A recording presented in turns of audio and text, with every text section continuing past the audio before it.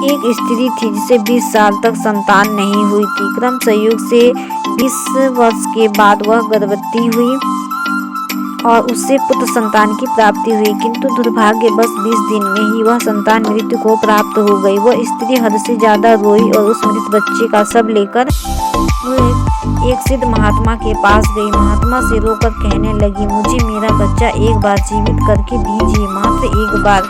मैं उसके मुख से माँ शब्द सुनना चाहती हूँ। स्त्री के बहुत जिद करने पर महात्मा ने 2 मिनट के लिए उस बच्चे की आत्मा को बुलाया। तब उस स्त्री ने उस आत्मा से कहा, तुम मुझे क्यों छोड़कर चले गए? मैं तुमसे सिर्फ एक बार माँ शब्द सुनना चाहती हूँ।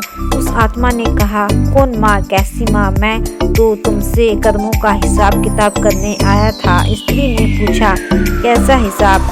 आत्मा ने बताया, पिछले जन्मों में तुम मेरी सौतन थी, मेरे आंखों के सामने मेरे पति को ले गई। मैं बहुत रोई, तुमसे अपना पति मांगा, पर तुमने एक ना सुनी।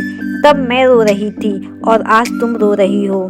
तब मेरा पति गया था, आज तुमने अपनी संतान खोई है।